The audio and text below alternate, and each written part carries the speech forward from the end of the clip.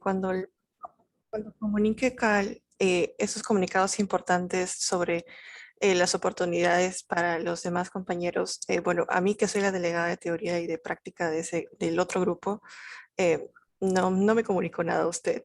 Y la otra delegada, supongo yo, que no comunicó a los demás compañeros. Pero Bueno, yo no tenía conocimiento de ok, esa información. de acuerdo. Por eso le digo, si la coordinadora del curso tiene la oportunidad de darnos que les pueda tomar la recuperación, no tengo ningún inconveniente. ¿De acuerdo? Ok, doctor, es la doctora Uribe, ¿verdad? Sí, exacto, con la doctora Uribe. Ok, doctor, yo me comunico con ella. Muchas Muy bien. gracias. Ya. Bien. Hoy día entonces vamos a realizar lo que es piel y anexos. ¿Ok? Ustedes ya han estudiado parte de esto en la primera parte del curso, cuando hemos visto lo que es epitelios, ¿no?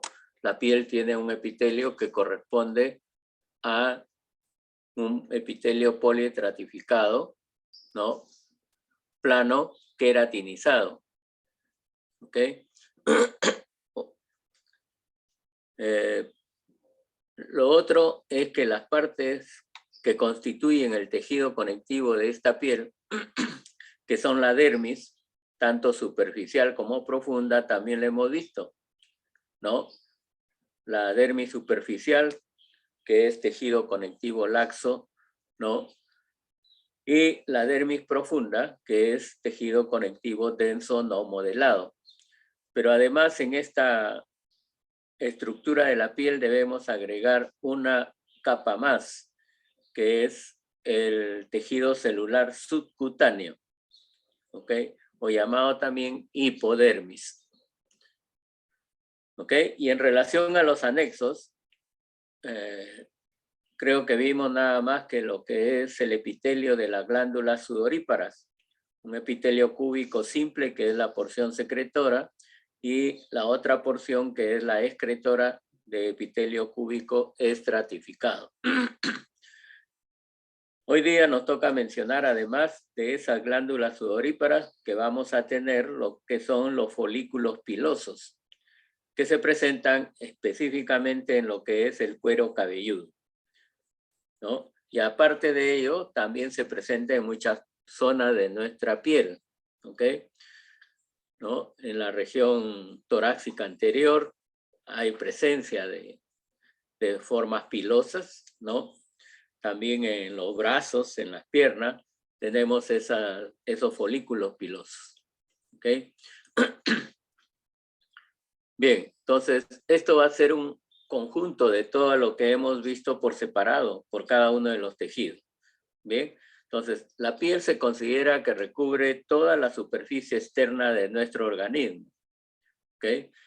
Pero en los orificios naturales, ¿no? Va a estar unida a las mucosas por estrechas zonas de transición que se llaman zonas mucocutáneas.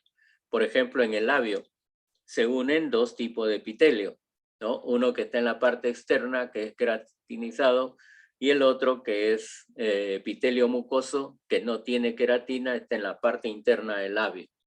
Igual en la lengua, tiene dos epitelios, ¿no? Después debemos de mencionar en el cuello uterino, igual, ¿no? Hay dos epitelios, pero que no corresponden a piel en ese caso, porque el epitelio que tiene estratificado es sin queratina. Ahí no corresponde a piel. También en la zona que corresponde a la zona anal, también hay cambios de epitelio, ¿ok? Entonces ahí en esas zonas se conoce como zonas mucocutáneas. La piel está constituida por las siguientes capas. Una epidermis, ¿no? Que es la más externa, que es de tipo poliestratificado plano queratinizado. La dermis, que es mucho más amplia o más gruesa, que está compuesto por tejido conectivo laxo, cuando está adyacente o junto al epitelio, ¿no? Que es la dermis superficial. ¿Okay? Y en la parte más profunda, que se denomina así, dermis profunda, es tejido denso o tejido conectivo denso no modelado. ¿Okay? Estas dos son compactas y descansan sobre otra capa que es la hipodermis. Hipodermis o tejido celular subcutáneo, que es más rico en lípidos o en células adiposas, ¿no? Y relaciona a la piel con las fascias, ¿ok? Con las fascias que lo relacionan directamente con los músculos, con el periósteo a nivel de las estructuras que corresponden al hueso, ¿no? Y al pericondrio en la zona donde está en contacto con el cartílago. La piel, o llamada también cutis, como hemos puesto acá en el título, presenta sus anejos o anexos cutáneos, que también se le denomina faneras, es lo mismo, cualquiera de los tres nombres, anexos, anejos o faneras, ¿ok? Y en ellos están considerados el pelo, las uñas, las glándulas sebáceas y la glándula sudorípara. Acá tienen un esquema, ustedes lo van a encontrar en diferentes textos, ¿no? La primera capa, que es la epidermis, ¿ok? Que tiene el estrato córneo, es la parte más superficial. Si es piel gruesa, es bien notoria, como hemos visto en la práctica. Si es piel delgada, va a reducirse esta capa córnea y además eso es característico en la zona donde hay pilosidades, donde hay pelos, es piel delgada. Hemos dicho que hay piel gruesa en las palmas de las manos y en las plantas de los pies específicamente. ¿Okay? Luego viene el estrato lúcido, después el estrato espinoso, que ya lo conocen, y el estrato basal, que corresponde a la epidermis. ¿Okay?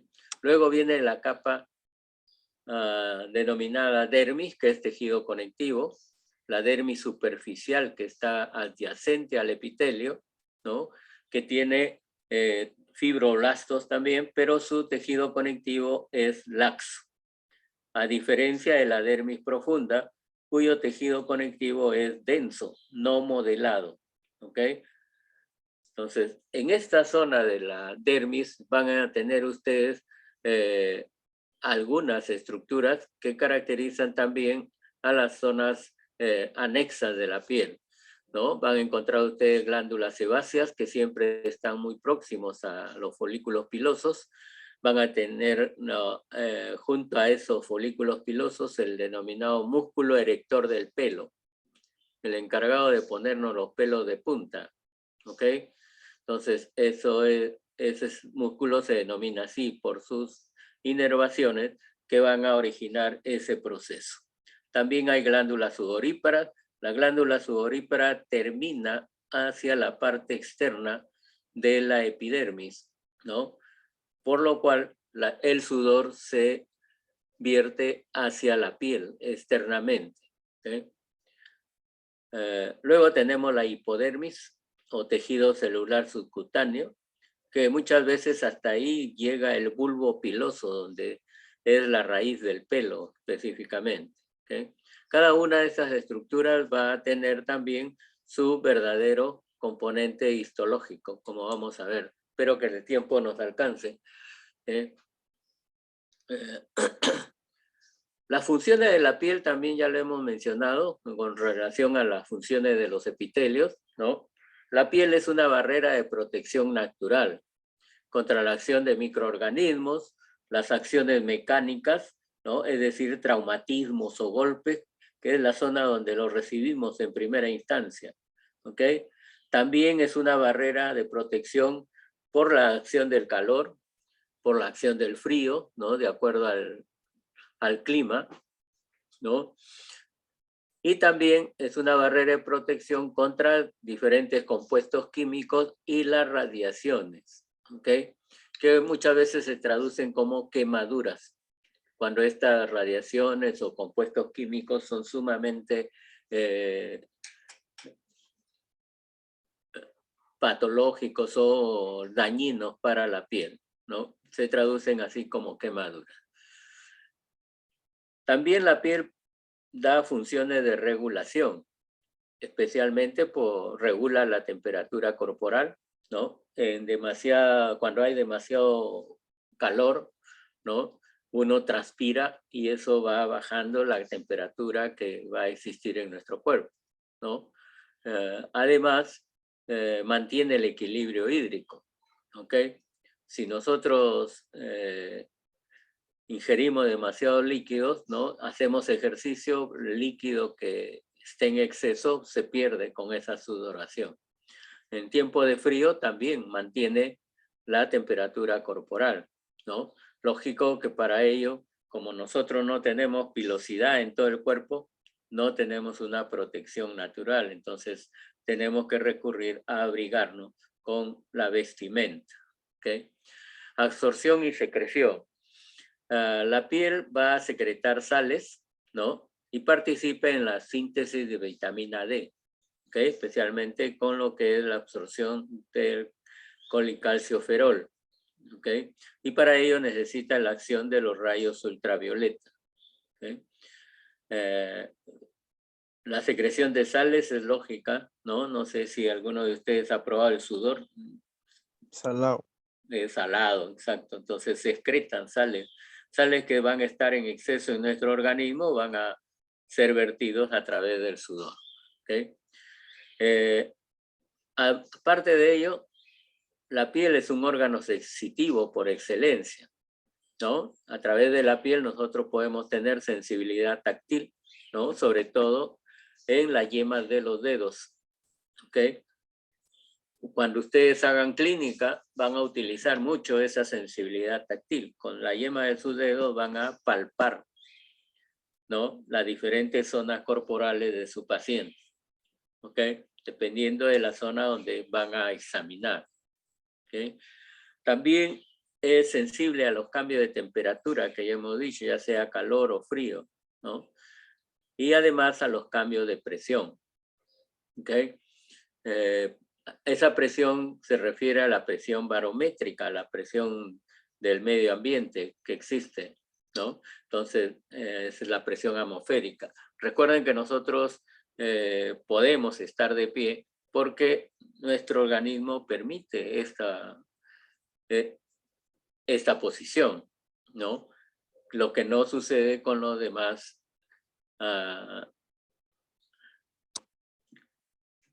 seres vivientes, ¿no? Que son considerados como seres inferiores, ¿ok? Y también la piel es un sistema de comunicación sexual. La interrelación, ¿no? Prácticamente es a través de la piel, ¿no? Por eso le he puesto aquí, acordándote de esa canción, A Flor de Piel, ¿ok?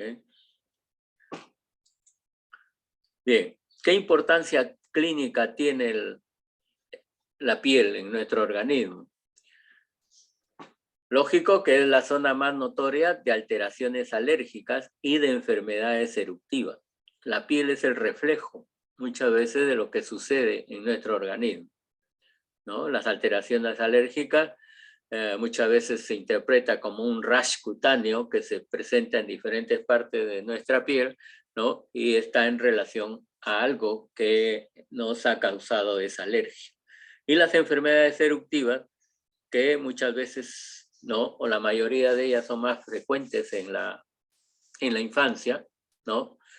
Son producidas por elementos virales, la mayoría, ¿no? Y que para contrarrestarlas se necesita de vacunas. Y por eso es que en esta época, aunque lo que es el COVID-19 no causa enfermedad eruptiva, pero también por ser virus hay que emplear las vacunas para defender a nuestro organismo sobre esa infección. ¿Okay? También debemos de recordar que la piel puede presentar falta de pigmentación. A esa falta de pigmentación se conoce como albinismo, ¿no? Los sujetos totalmente blancos, ¿okay? No tienen nada de pigmentación en su piel, incluso en sus ojos también carecen de pigmento, ¿no? Sobre todo el pigmento melánico, ¿okay? Que es una alteración de carácter genético, ¿no? Algunos, seguramente ustedes han escuchado mencionar que los sujetos albinos son los que muchas veces se les conoce como los hijos del sol, ¿no? Porque estas personas no pueden, ¿ok? No pueden ver al sol directamente como nosotros podemos hacerlo, ¿no? O quienes tienen melanina en su organismo, ¿ok? Ahí, profesor, Sí, a diferencia de las personas con vitíligo, ¿también tendrían esa falta de pigmentación o qué sí, diferencia el hay? vitíligo ya es una enfermedad, ¿ok? Es una enfermedad que no se encontraba el agente causal, pero que va a despigmentar la piel. Pero esa despigmentación muchas veces es en diferentes zonas y el paciente que lo padece va a presentar zonas más claras en diferentes partes de su cuerpo. ¿Ok? Algunas personas dejan que este proceso avance y se les nota totalmente con una piel bien clara, ¿no? No se ha encontrado hasta ahora cuál es la causa de esta enfermedad, el vitíligo, pero es también por procesos en los cuales hay déficit del pigmento conocido como melanina. ¿Ok? Gracias, profesor. Bien. También podemos mencionar de que el cambio de coloración en la piel, uno de ellos es lo que ha mencionado su compañero, ¿no? En relación al vitíligo o vitiligo, ¿ok? También muchas veces el organismo o la piel se pone de un color amarillento, al igual que las mucosas o la conjuntiva del ojo. Cuando se torna de ese color amarillento, nos indica este signo muy característico en los procesos de ictericia. ¿Y la ictericia puede presentarse en qué enfermedad? Polilitiasis, vesicular, pancreatitis, Ya, hepatitis. ok, en todas las enfermedades que nos provoque una alteración de las bilirrubinas, ¿ok? La ictericia es como bien se menciona acá, es el pigmento amarillento de nuestra piel y mucosas, y que está en relación directa con las alteraciones de la bilirrubina. Y recuerden que las bilirrubinas son de dos tipos, ¿no? Bilirrubina indirecta, que es la forma en cómo se origina, ¿no? Y lo otro, la bilirrubina directa, que se produce cuando la bilirrubina indirecta se conjuga en el hígado con el ácido glucurónico. Entonces, siempre en estos procesos de ictericia hay que dosar lo que es la bilirrubina para saber si es de tipo indirecto o directo ese predominio. Si es de tipo indirecto, por lo general está en la producción de bilirrubina, aquella bilirrubina que no se conjuga, que recién se presenta por... La bilirrubina se produce a partir de ¿qué?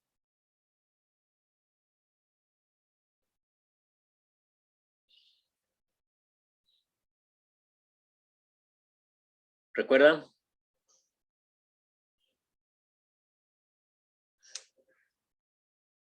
La bilirrubina se va a producir a partir de la destrucción de los hematíes.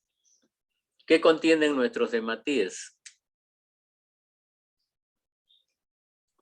Morro. Sí. Los hematíes, ¿qué contienen? Hemoglobina, ¿no es cierto? Entonces, esa hemoglobina, cuando se destruyen los hematíes, se va a dividir. Es como si dividieran ustedes esa palabra en dos sílabas. Uno, hem, que es el núcleo hem, ¿okay? Y el otro que es la globina, ¿no? Ambos conforman la palabra hemoglobina.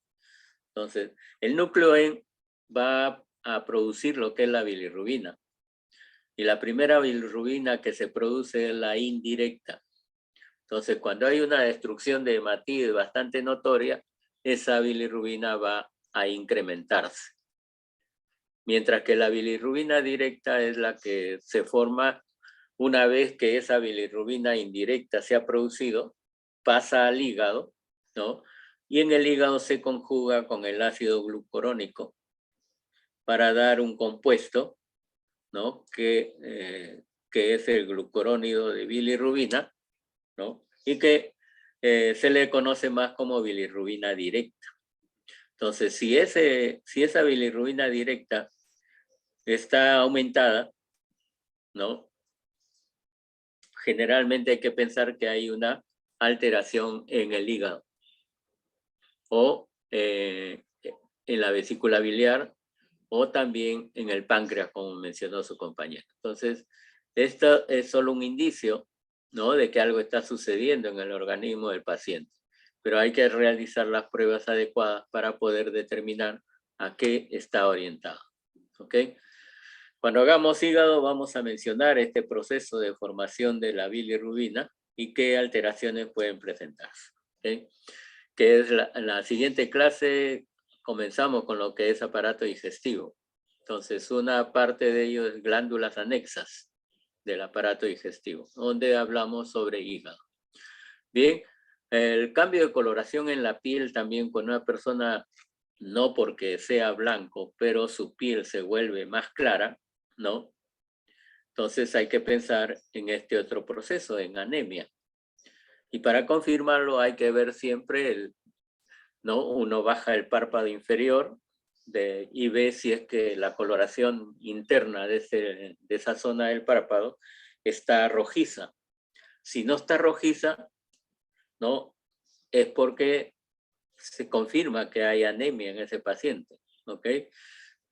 Hay una baja de hemoglobina en esos casos. Por eso no hay una coloración rojiza de la mucosa a nivel del párpado inferior, ¿no? Entonces, cada vez que alguien piense en anemia, ¿no? Del párpado inferior en su parte interna para ver si está rojiza o no. Si no está rojiza es porque padece de anemia. Y también muchas veces la piel se puede presentar de un color azul grisáceo, que es lo que corresponde a cianosis. ¿Y la cianosis está en relación con qué? Con la hipoxia. Con Con la hipoxia, ¿no es cierto? Con disminución de oxígeno. Y la cianosis es muy frecuente en pacientes que tienen problemas respiratorios y también problemas cardíacos, ¿no? Y la cianosis lo apreciamos no solamente por el cambio, la tonalidad azulada de la piel, sino también en las uñas de nuestros dedos, ¿ok? En las manos de preferencia, se Los observen si pulpejos, creo que los pulpejos de los dedos, ¿no? en los pulpejos no, a nivel de las uñas.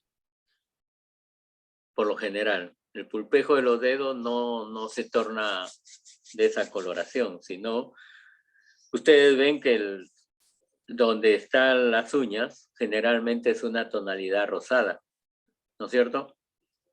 ¿Okay? Sí. Si eso se pone azulado es porque tiene deficiencias de oxigenación en su organismo. Lógico que en las damas a veces no se puede apreciar bien, entonces hay que despintar sus uñas, hay que quitarles.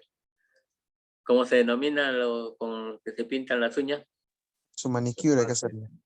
Claro, ¿no? Lo que emplean para la manicure. Entonces, en ellos es más difícil observar si es que hay esa alteración. Bien, acá tienen ustedes un ejemplo de ictericia, una coloración amarillenta de la piel y de la conjuntiva ocular. ¿Okay? La cianosis, característica, la piel ligeramente violácea, pero que se observa mejor en las uñas de las manos. ¿Ok? Y si es una dolencia cardíaca, observen que aquí estas uñas están terminando como si fuesen algo redondo, ¿no? El extremo distal de las uñas, ¿no? Eso es lo que, si hay cianosis, si hay ese aspecto de los dedos, ¿no? Dedos redondeados en su parte distal, ¿no? Corresponde a una dolencia cardíaca específicamente. ¿Sí? Eso es lo que se conoce o van a conocer ustedes con los clásicos dedos en palillos de tambor, ¿no? Ustedes conocen los palillos de tambor que terminan en algo redondo al final. Bueno, los dedos adoptan esa apariencia, ¿ok? Pero está relacionado, repito, con dolencias cardíacas o deficiencia cardíaca específicamente, ¿no? Las enfermedades eruptivas, ¿ok? Entonces, que son notorias, ¿no? Probablemente hoy en día han escuchado ustedes que hay una enfermedad eruptiva que se tiene el cuidado de que no llegue al Perú, que es La viruela del mono. así de la viruela del mono. ¿Okay? Entonces, tantos virus existen que nos pueden dar diferentes dolencias. Nosotros teníamos o conocíamos lo que es la viruela, ¿no?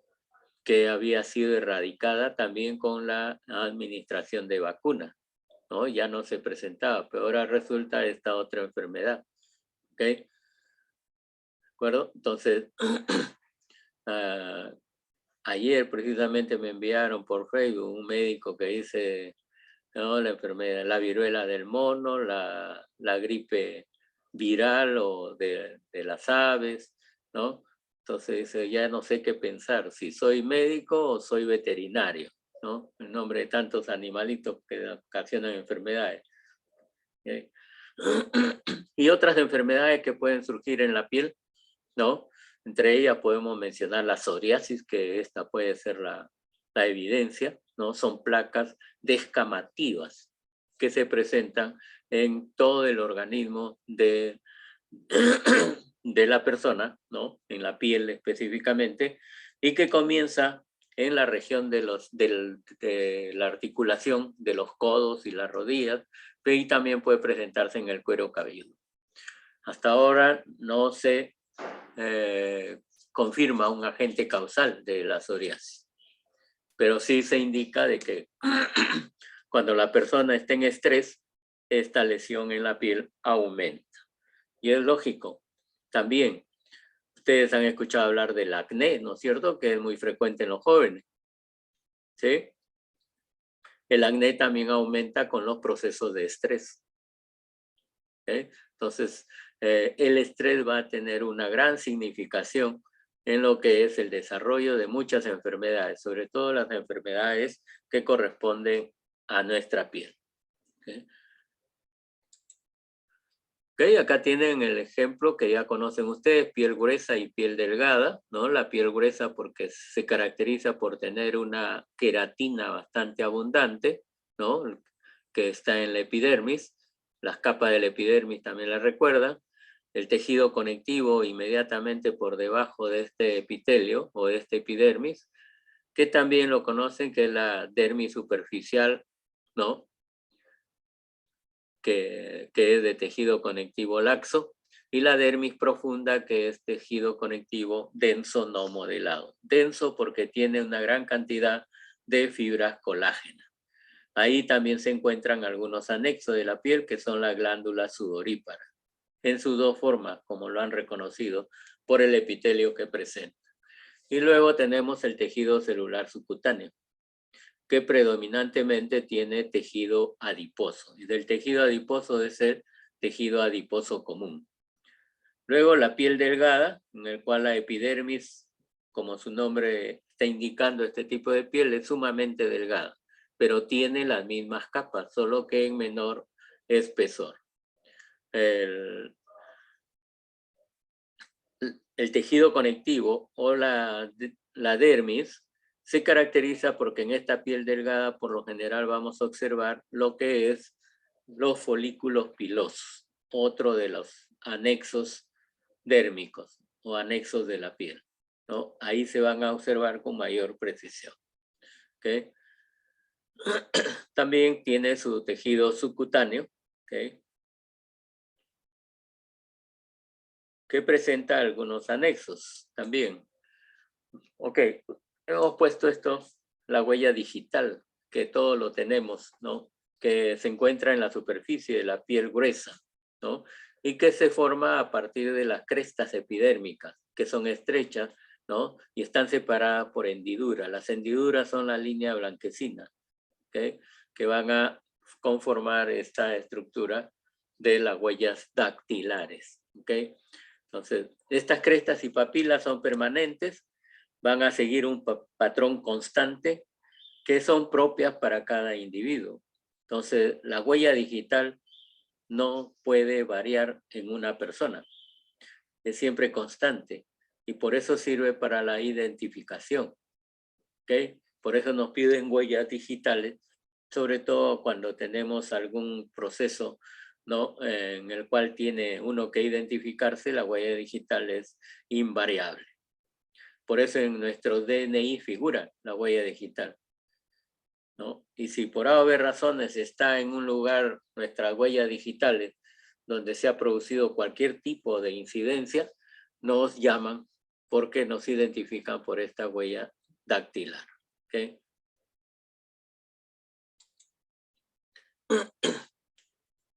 Bien, nosotros vamos a tener la superficie limitante dermoepidérmica o unión dermoepidérmica, que va a estar dado específicamente por la capa basal de la que delimita la epidermis, ¿no? Y la dermis. ¿Ok? A la microscopía óptica, esta unión dermoepidérmica se observa como una línea ondeante irregular, que es más notoria en la piel gruesa. ¿Ok? Pero también tenemos que indicar de que la epidermis emite crestas hacia la dermis subyacente, son invaginaciones. Y la dermis a su vez presenta unas evaginaciones hacia la epidermis, que se conocen con el nombre de papilas dérmicas. ¿Ok? En esta unión se localizan una lámina basal y hemidesmosomas, que es un tipo de uniones entre la lámina basal y la última capa o la capa más profunda del epidermis, que es la capa basal. Observen, piel gruesa, ¿no? Ya recuerdan el estrato córneo, el estrato lúcido, el estrato granuloso, el estrato espinoso y la capa basal, ¿no? Lógico que en la coloración hematoxilina eosina es un poco difícil observar la lámina basal. Con hematoxilina eosina se ve en algunos casos como una delgada línea rosada por debajo del epitelio. Pero como es colágeno tipo 3, se puede emplear alguna coloración especial, ¿no? Sobre todo la coloración que corresponde a coloración de nitrato de plata o coloración argéntica, que lo va a delimitar muy bien. ¿Okay? Pero las células que corresponden a la epidermis, ¿no? Todas las más numerosas se llaman queratinocitos, que son prácticamente todas las células que constituyen el epitelio y que hemos dicho sus capas. Y se le denomina queratinocitos porque cuando llegan a su extremo grado de madurez, se transforman en queratina. Desde la capa basal, que hemos dicho es la capa germinativa y da origen a las capas más superficiales, ¿no? Terminan en lo que es la capa de queratina. Por esa razón se le denomina queratinocitos. Pero en la piel también tenemos los melanocitos, que se encargan de dar la pigmentación a nuestra piel. Y en base a ellos son que se diferencian las razas por la cantidad de pigmentación que tenemos en nuestra piel. Tal es así que los que son de raza blanca tienen muy poca cantidad de melanocitos en su epidermis. En cambio, los de raza de color son los que tienen mayor cantidad de melanocitos, ¿ok? Que pinta toda la piel de esa coloración oscura, ¿no es cierto? Pero tienen sus ventajas, ¿ok? Por ejemplo, ustedes conocen que hay cáncer de piel, como cualquier otro órgano. Nuestra piel no está exenta de presentar una neoplasia maligna, ¿ok? En el caso de la piel se le conoce también como carcinoma epidermoide y se agrega de piel, ¿ok? Se indica de que las personas que tienen menos cantidad de melanocitos son más propensas a padecer de cáncer de piel, ¿no? Y este cáncer de piel se va a presentar por la demasiada exposición a las radiaciones solares, ¿ok? En cambio, los sujetos que son de raza de color muy poca frecuencia de presentación de este tipo de cáncer. ¿Ok? Si no en la época de verano, ¿por qué se usa por parte de muchas personas, ¿no? Aquellas soluciones que son para protegerse de las radiaciones ultravioletas, ya sea en crema o en líquido, ¿no? Para evitar precisamente esas alteraciones. ¿Ok? Los sujetos de color no necesitan emplear esta, porque tienen una protección natural que es las células melanocíticas o con la presencia del pigmento de melanina. ¿Ok? Antes que no existían los protectores solares que hoy abundan, ¿no? ¿Qué usaban las personas para protegerse de esa acción solar?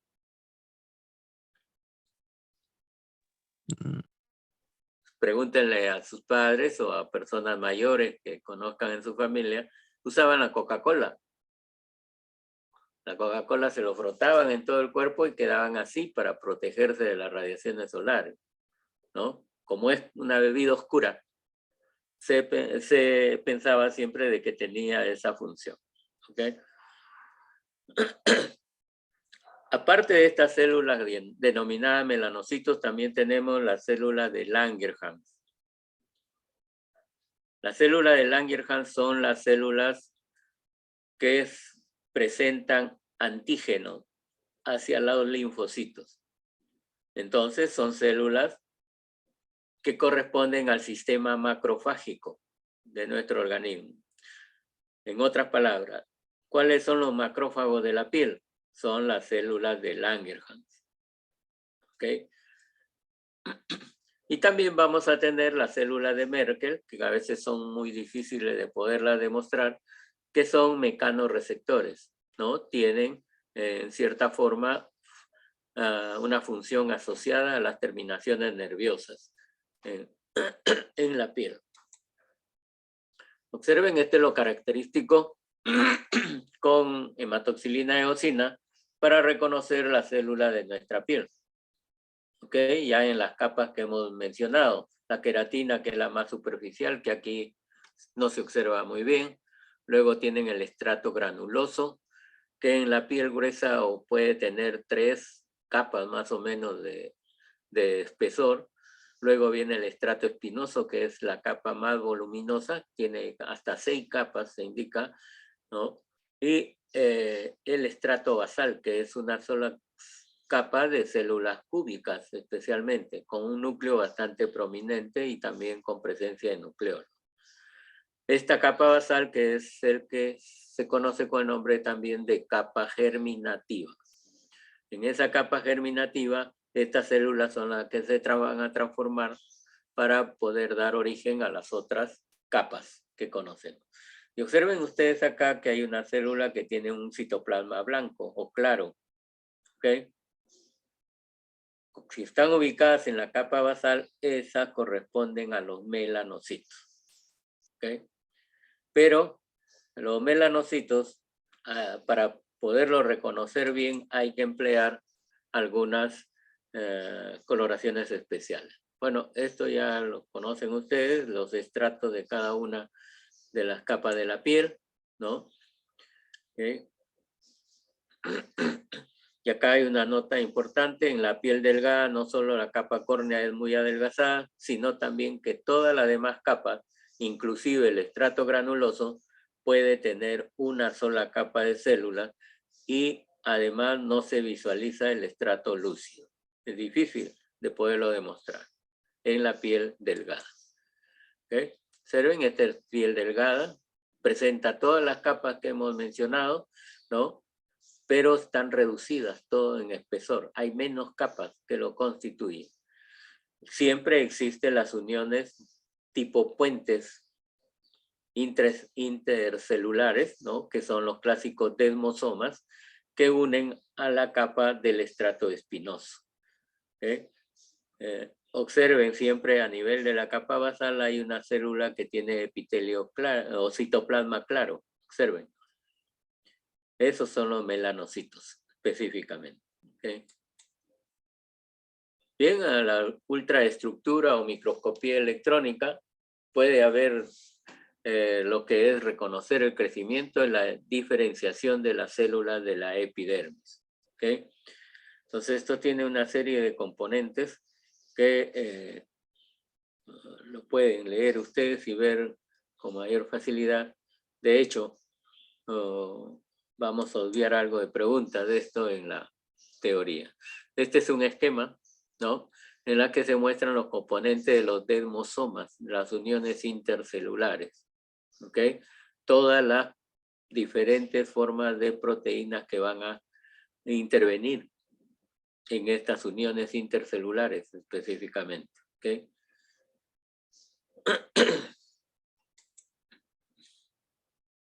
Cada una de las capas tiene su ultraestructura.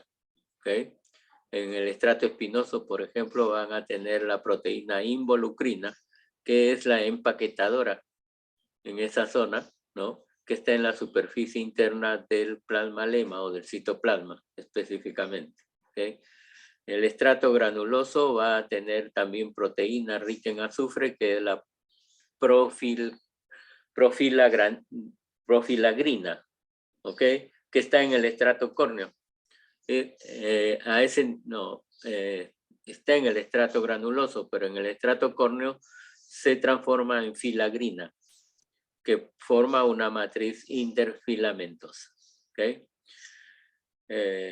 Hay lípidos también en el espacio intercelular del estrato granuloso, que van a conformar la barrera de difusión en ese estrato. Tienen una imagen de la participación de las células de los estratos de la epidermis, ¿no? Como es que se observan, no son como se dibuja siempre, líneas continuas, sino que tienen sus pequeñas prolongaciones. Y todo el contenido del citoplasma. Pueden tener tonofilamentos en su interior, los gránulos de queratohialina en el estrato granuloso específicamente, ¿no? Los desmosomas, que son los tipos de uniones para todas estas células, ¿no? Y que se pueden apreciar muy bien en lo que es una microscopía electrónica. Acá tiene la membrana basal del epitelio, toda esta parte superior es la epidermis, ¿no? Acá coloreado con PAS, con ácido periódico de Schitt, se nota muy bien, ¿no? La delimitación entre la epidermis y la dermis. También se puede emplear la inmunofluorescencia directa, que le da esta coloración, ¿no? Un verde amarillento totalmente brillante, ¿okay? Es la capa basal. Y la microscopía electrónica, que va a demostrar que hay una serie de componentes para este estrato basal, ¿no? En el cual la lámina basal va a comprender dos láminas incluso en su estructura, una lámina lúcida y una lámina densa. ¿Okay? Cuando hagamos riñón vamos a mencionar que en la estructura del ovillo glomerular existen también esta lámina lúcida, una lámina densa, ¿no?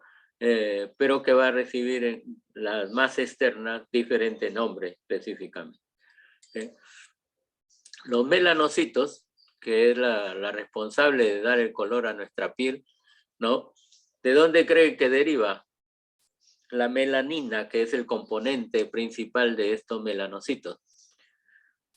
La melanina se encuentra como gránulos, ¿no? Para identificarlos se necesita una coloración especial en el cual se emplea la reacción DOPA, que es la hidrofenilalanina, ¿ok? Algunos le llaman dihidroxifenilalanina por la O que lleva segundo orden, para poder demostrar estos melanocitos, ¿ok? Prácticamente este melanocito con los demás queratinocitos de la piel forman lo que es la unidad melánica epidérmica. Y por lo general los melanocitos están ubicados a nivel de la capa basal, como hemos mencionado. Y el contenido de estos melanocitos es el pigmento de melanina, que no deriva de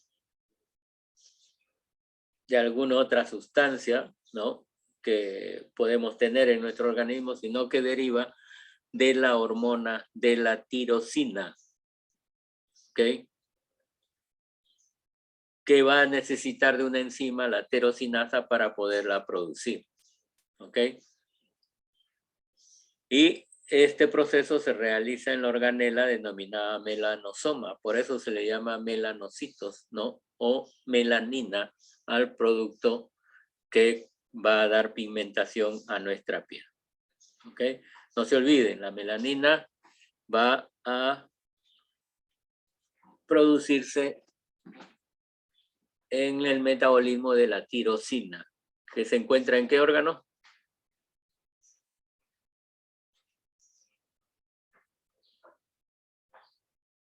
¿En qué órgano se encuentra la tirosina? Su nombre lo dice. Tiroides, ¿no? Tiroides, tiroides. La tiroides. Es una de Tiroides. las hormonas de la tiroides, ¿ok? Acá tienen la coloración DOPA o la inmunohistoquímica especialmente, ¿no?, de DOPA, que significa dihidrofenilalanina, que permite colorear los melanocitos. Acá observen, los melanocitos están en la capa basal, íntimamente relacionados. Muchas veces están algo fuera de ella, pero tiene sus prolongaciones citoplasmáticas. ¿Okay? Si tiene prolongaciones citoplasmáticas, muchas veces lo considera que tiene una gran intervención de lo que es el sistema nervioso también. ¿Okay? Entonces, esta es la evidencia de los melanocitos en la piel. ¿Ok? Melanocitos en la capa basal. A veces se pintan casi toda la lámina basal, ¿no? Perdón, la capa basal, la capa de células basales se pinta en su citoplasma con esta melanina. Y a veces es un indicio de uno ve una muestra de piel y ve esta tinción bastante notoria con melanina, ¿no? O estos gránulos de melanina, y puede pensar de que se trata de una persona de color, ¿ok? Puede ser un indicio, ¿bien? Pero depende mucho de la región también de donde se ha tomado la muestra. Hay regiones en nuestra piel de que tienen mayor tinción melánica, ¿no? Y puede observarse de esta forma. ¿Bien? Acá tienen un melanocito, no en su ubicación clásica, pero está siempre cerca de la basal. Observen que hay prolongaciones citoplasmáticas. Junto a estas células melanocíticas podemos encontrar otras células, ¿no?, que son las denominadas células de Langerhans, que están también en la piel, en la epidermis, pero están hacia la capa o el estrato medio especialmente. ¿Ok? A diferencia de los melanocitos que están más en la capa basal, estas células de Langerhans están en el estrato medio de este epitelio. Pero también pueden estar fuera, ¿no?, en la dermis, ¿okay? Esas células de Langerhans. ¿Okay? Hemos dicho que las células de Langerhans son para la piel que son los macrófagos de la piel. Por eso es que se encuentran también en el tejido conectivo. Observen ustedes una microscopía electrónica de transmisión donde se ve parte de la célula melanocítica que casi siempre están colgando de la capa basal del epitelio. Y acá se muestra en el lado derecho lo que son las fases variables del contenido de melanina que va a poseer. ¿Okay? La célula de Langerhans que hemos mencionado, ¿no?, son presentadoras de antígenos, son los macrófagos de la piel, ¿okay?, importantes para la defensa orgánica. También se identifican con coloraciones especiales, ¿no?, sobre todo de inmunohistoquímica, y se emplea el receptor de superficie CD1. ¿Okay? También presenta numerosas prolongaciones que van a extenderse entre los queratinocitos y representan el 2% de todas las células de la epidermis. ¿Okay? En la microscopía electrónica se ha demostrado de que esta célula de Langerhans presenta gránulos y se le denomina los clásicos gránulos de Birbeck, que tienen forma de bastones limitados por membrana y tienen además un estriado transversal y un extremo ensanchado que le dan forma de raqueta, ¿ok? Y estas células de Langerhans se forman por endocitosis de un antígeno, ¿ok? Observen, estas son las células de Langerhans con una coloración especial, ¿no? Inmunistoquímica, especialmente el de tipo CD1, ¿no? Y se encuentran, como hemos dicho, en la parte intermedia de la epidermis, pero también pueden estar en la dermis. Como son macrófagos, viajan por todo el tejido, ¿no? No son células fijas específicamente. Observen la célula de Langerhans, también en la dermis, con inmunofluorescencia, ¿ok? E inmunistoquímica CD1A para esta célula de Langerhans, ¿okay? La microscopía electrónica, acá se muestra, la célula de Langerhans presenta prolongaciones y aquí están los que se conocen con el nombre de gránulos de Birbeck, que son estas que tienen forma de palillos o de raqueta de tenis, ¿no? ¿Okay?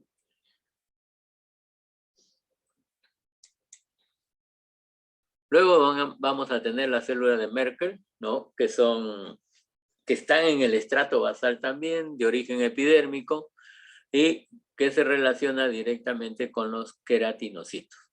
Son mecanorreceptores de adaptación lenta y que reaccionan ante una deformación de la piel. Posee desmosomas y queratina semejante a la de los queratinocitos, pero no tienen neurofilamentos. ¿Okay? Acá tienen el esquema de todo el estrato epidérmico y donde pueden estar ubicados las células de Merkel, casi siempre a nivel de la capa basal. ¿Okay?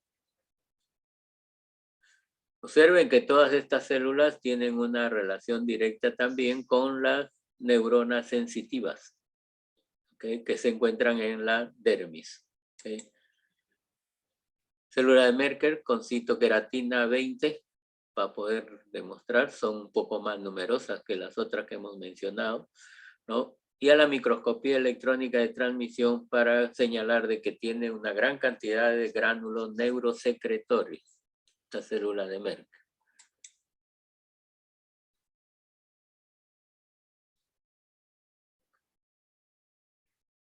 Ok, nos queda poco tiempo. La dermis, ya conocen ustedes que hay dermis papilar y dermis reticular. Ok, una porque tiene fibroblastos que pueden ser bien demostrados, pero la dermis papilar en la zona de unión, en esas evaginaciones que dan hacia la epidermis, en muchas de esas evaginaciones presenta los corpúsculos de Meissner, que permiten la sensación táctil. ¿Ok? Les mencionaba de que ustedes con esos corpúsculos de Meissner los van a activar bien para poder hacer la palpación en sus pacientes.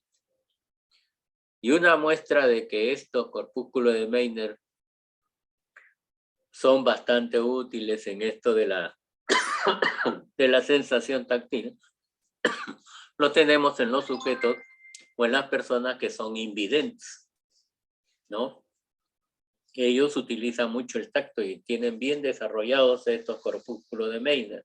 Y tal es así que ellos pueden discernir bien lo que es su escritura, ¿no? La escritura de Braille. ¿No es cierto? Entonces hay que tener en cuenta estos corpúsculos. La dermis reticular que hemos dicho es, por lo general, dermis tejido denso no modelado, ¿no? Tiene fibra de colágeno tipo 1, bastante numerosas, a diferencia de la dermis papilar. También posee fibras elásticas, ¿no? Presenta fibroblastos, macrófagos y mastocitos. Y además presenta los anexos epidérmicos, los anexos de la piel. La gran cantidad de colágeno le confiere la fortaleza mecánica importante para la función de protección. Entonces acá tienen, ¿no? Ya lo han visto ustedes en la clase de epitelios, la dermis superficial que da estas evaginaciones hacia el epitelio, y el epitelio da unas invaginaciones que hemos dicho se llama la red de crestas, porque parecen las crestas, ¿no? De un gallo específicamente. ¿Okay? Acá lo tienen en una magnificación, ¿no? Esta es la red de crestas. ¿Okay?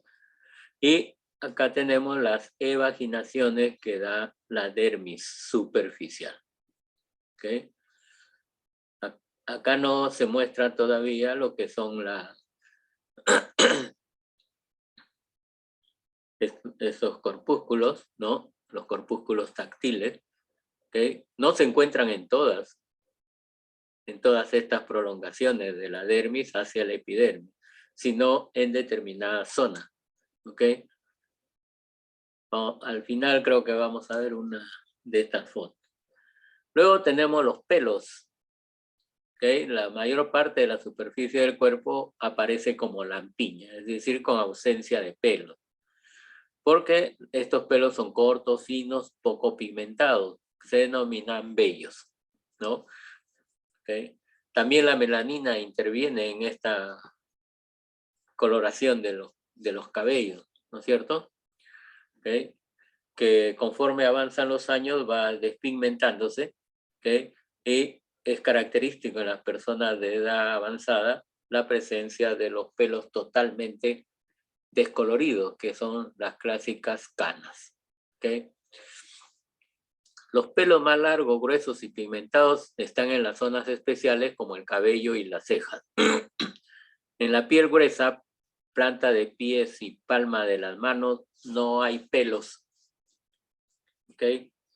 Hay que tener en cuenta siempre esta afirmación. Los pelos se fijan en una invaginación tubular del epidermis, que es el folículo piloso, que debemos de conocerlo. Pero siempre la proyección del pelo tiene una proyección oblicua. No son totalmente rectos.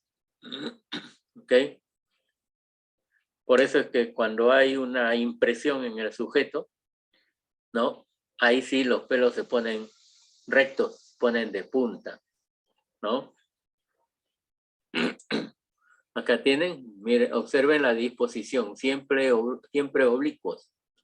Todo esto es un folículo piloso, ¿ok? Toda esta estructura. Y observen que hay algunas estructuras, ¿no? Muy cercanas al folículo piloso. ¿Okay? Estas estructuras, ¿okay?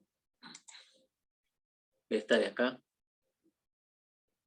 es una glándula sebácea, directamente conectada al folículo piloso. El producto de esta secreción sebácea, ¿no? Se vierte hacia la zona externa del cabello, perdón, del pelo, ¿no? Y puede ser abundante en muchas personas, ¿okay? Y que son los responsables de lo que se conoce con el nombre de seborrea. Seborrea viene de glándula sebácea, ¿ok? La glándula sebácea contiene grasas, ¿no? Lípidos, ¿okay? En gran cantidad. Y su estructura muchas veces se asemeja a lo que es el tejido adiposo multilocular, porque tiene una gran cantidad de vacuolas en su interior o de formaciones vaculares que contienen este sebo. ¿Ok? Y observen que siempre muy cerca de estos folículos pilosos tenemos el músculo erector del pelo. ¿Ok? Esta es la zona del bulbo piloso, que acá está señalado mejor. Ahí se origina el pelo, Ahí tenemos la raíz del pelo, en esta zona. ¿Okay? Por razones del corte, a veces lo pueden encontrar individualizados cada una de estas estructuras. No quiere decir de que esté separado, cortado, solo que son por el corte que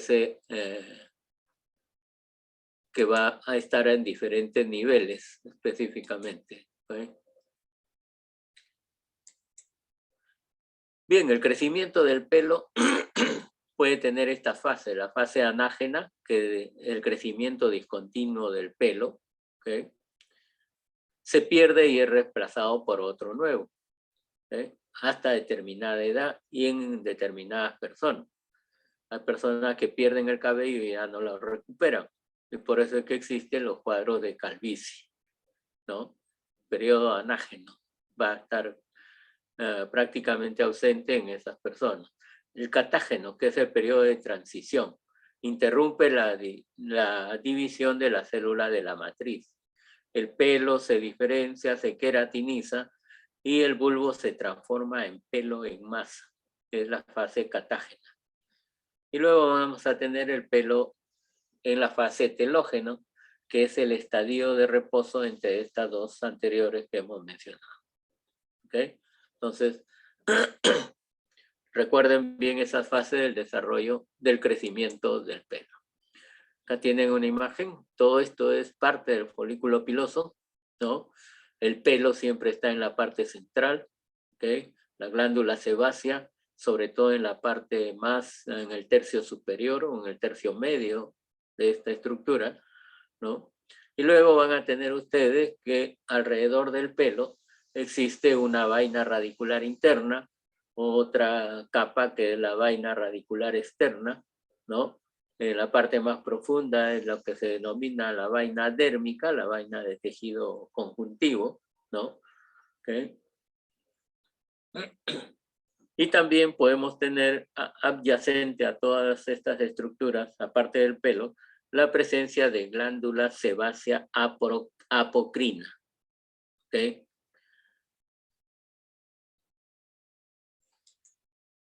Observen, acá tiene ya completo todo lo que es el folículo piloso, el bulbo capilar en la parte más inferior, ¿no? La zona suprabular o supravulvar, ¿no? Para indicar de que está sobre el bulbo piloso, ¿no? Donde el folículo piloso ya comienza a diferenciarse. El istmo, ¿no? Que está localizado entre el músculo erector del pelo, ¿no? Y la entrada del ducto sebáceo. Aquí, todo esto es la zona del ducto. ¿Okay? La secreción sebácea se vierte hacia el folículo piloso, ¿no? Y en el cuero cabelludo va a estar siempre alrededor del pelo, ¿no? Y el infundíbulo, ¿no? Que es la zona superior del folículo, cuya unión inferior está representada por la entrada del ducto sebáceo. ¿Okay? Esa es la estructura del folículo piloso. Observen la zona del bulbo piloso. Bueno, vamos a tomar unos minutos de lo que nos resta de tiempo, o ya nos hemos pasado, ¿no? En el cual el bulbo piloso presenta una papila, que la raíz del pelo, que es lo más oscuro, ¿no? ¿Okay? Que tiene una gran cantidad de melanina también para poder dar el color al cabello, ¿no? El tejido conectivo periférico. En cortes transversales se puede observar mejor la estructura de un folículo piloso, ¿no? Hay un tejido conectivo que está en la periferia, que lo delimita bien, ¿no? Luego vamos a tener una membrana basal inmediatamente por debajo de este tejido conectivo periférico. Luego viene la vaina radicular externa, ¿okay? La vaina radicular externa, que está señalado por esta sigla ERS. Luego van a tener una capa más oscura, ¿no? Que es la vaina radicular interna. ¿Okay? E inmediatamente después de esta vaina radicular interna hay una delgada capa rojiza. ¿Okay? se ve una línea roja bastante delgada que corresponde a la cutícula. Entonces, cutícula también hay en el pelo, no solamente en la uña, ¿ok? Y recuerden que habíamos dicho que también había cutícula en el epitelio de la vejiga, la parte más superficial, ¿ok? Y la parte interna corresponde ya a lo que es la corteza del pelo, ¿ok? Y siempre, junto a donde hay pelo, está el músculo erector del pelo, ¿ok? Observen nuevamente las mismas estructuras en un corte longitudinal, ¿ok? La zona medular, la corteza, ¿ok? La cutícula, ¿ok? Una línea rojiza muy delgada, ¿ok? Luego la membrana interna de la raíz, ¿ok? Que incluye a dos capas, ¿no? La capa de Henle y la capa de Huxley. Henle es sin Y, se pasó la Y ahí, ¿okay? Es capa de Huxley y capa de Henle, ¿no? Que son las que van a recubrir directamente al folículo piloso, ¿ok? Luego hay una membrana externa, ¿ok? De la raíz específicamente, y más externa todavía la capa vítrea, ¿ok? Hay una serie de nombres que es necesario recordarlas para poder comprender esta estructura. Luego acá tiene una magnificación de las glándulas sebáceas en ambos lados, y en esta última su relación con el folículo piloso. Desemboca, su conducto excretor desemboca directamente hacia el folículo piloso. ¿Okay? La glándula sudorípara, que ya la conocen, ¿no? Hay glándulas sudoríparas de tipo apocrino y de tipo ecrino. La de tipo apocrino, ¿no? Están en las axilas, en la región anogenital, en conducto auditivo externo, las areolas mamarias y en las glándulas de Moll de los párpados, ¿no? Secretan una sustancia muy parecida al contenido sebáceo, ¿okay? Y son estimuladas en esta zona por las hormonas sexuales. Terminan su desarrollo y comienzan su secreción en la pubertad. ¿Okay? Entonces, después de la pubertad, prácticamente estas glándulas apocrinas son las que van a actuar con mayor notoriedad. Y las glándulas ecrinas, que están en casi todas las superficies externas de nuestro organismo, numerosas en las palmas de las manos y en las plantas de los pies. ¿Okay? Sobre todo cuando hay sudoración, de hecho, se refleja más en esa zona, ¿no?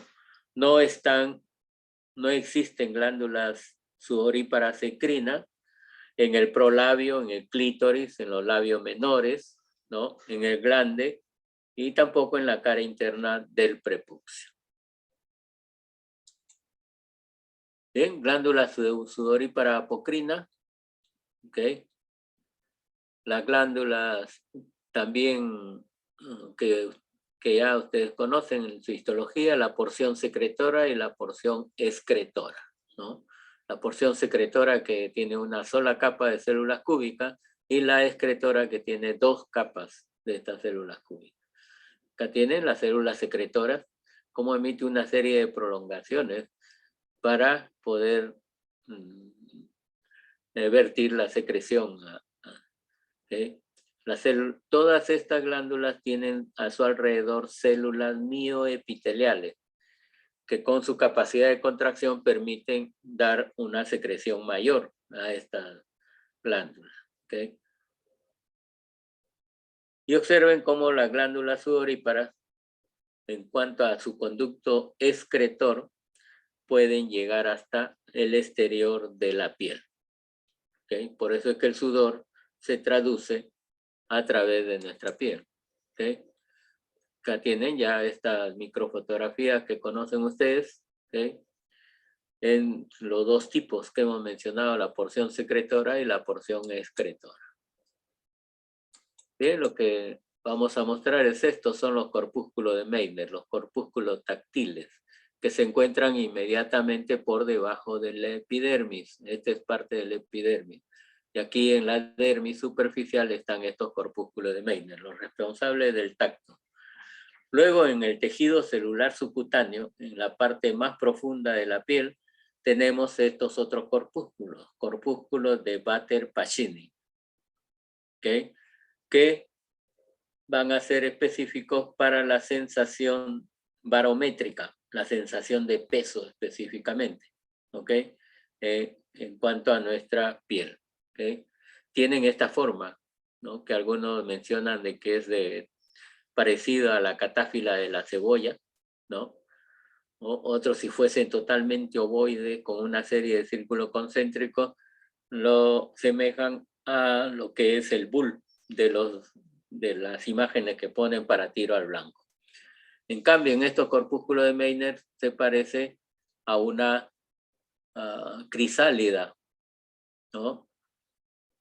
Se menciona así, una crisálida, que es la estructura que contiene al gusano que posteriormente se va a transformar en mariposa. Otros le dan la forma característica como si fuese un tirabuzón, ¿ok?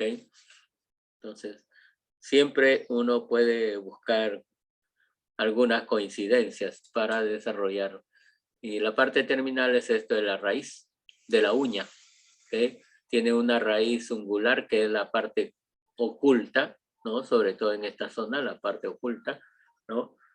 Y tiene la placa ungular, que es la parte visible de la uña, ¿no? Que está inmediatamente recubierta por piel en el inicio, que se conoce con el nombre de eponiquio, y la parte de piel que está debajo de la uña se le va a denominar hiponiquio. ¿Ok? Bien, hemos terminado con las justas, aunque nos hemos pasado de horas. Muchas gracias. Debemos continuar con otro grupo. Muy bien, gracias. Nos vemos en la práctica. Hasta luego, profesor. Bien, hasta luego. A usted, doctor, muchas gracias.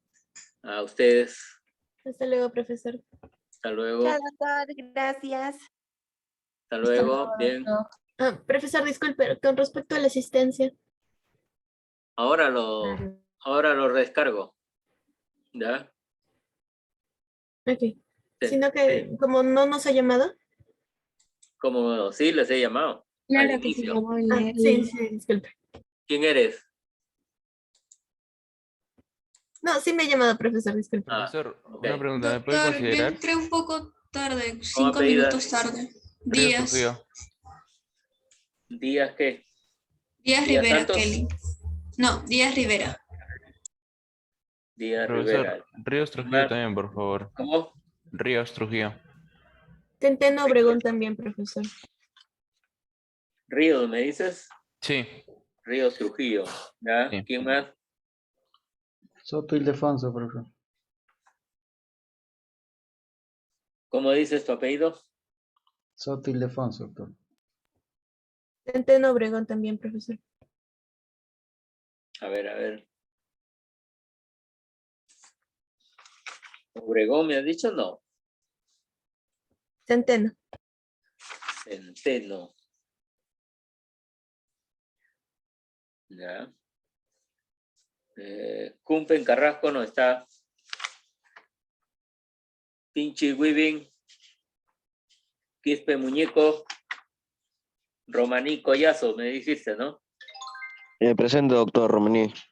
Entré Ya. un poco tarde, disculpe. Muy bien, ya. Soto Ildefonso. Vilches Ibarra. Soto Ildefonso, le acabo de decir, doctor. Ok, gracias. Vilches Ibarra. Ahí está. Muy bien, gracias. Nos vemos en la práctica con quienes tienen conmigo.